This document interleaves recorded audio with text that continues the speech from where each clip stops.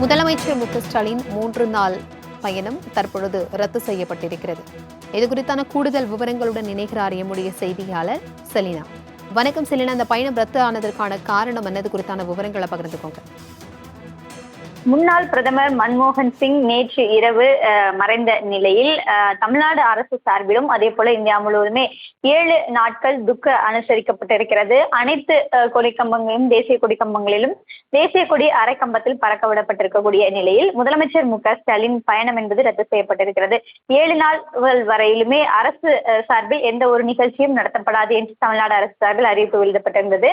அந்த வகையில் 3 நாள் சுற்றுப்பயணமாக வரும் 29, 30, 31 ஆகிய 3 தேதிகளில் தூத்துக்குடி, கன்னியாகுமரி ஆகிய மாவட்டங்களில் சுற்றுப்பயணம், அதே போல பல்வேறு அரசு நிகழ்ச்சிகளிலும் புதிய திட்டங்களையும் துவக்கிப்பதற்காக முதலமைச்சர் பயணம் மேற்கொள்வதாக அறிவிப்பு வெளியிடப்பட்டிருந்தது.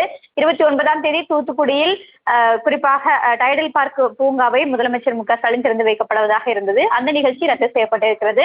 அதே போல 30ஆம் தேதி காலையில் குறிப்பாக தூத்துக்குடியில் 1000 ரூபாய் வழங்கக்கூடிய மாணவர்களுக்கு 1000 ரூபாய் வழங்கக்கூடிய திட்டத்தின் விரிவாக்க பணிகளை மேற்கொள்ளப்படுவதாக இருந்தது. அந்த திட்டமும் ரத்து செய்யப்பட்டிருக்கிறது. 31ஆம் தேதி திருவள்ளுவர் தினத்தை முன்னிட்டு, அதாவது 25 ஆண்டுகள் திருவள்ளுவர் சிலை என்பது அமைக்கப்பட்டு வெள்ளி விழா என்பது கொண்டாடப்பட இருந்தது. அந்த நிகழ்ச்சியும் ரத்து செய்யப்படுவதாக தற்பொழுது அறிவிப்பு வெளியிடப்பட்டிருக்கிறது.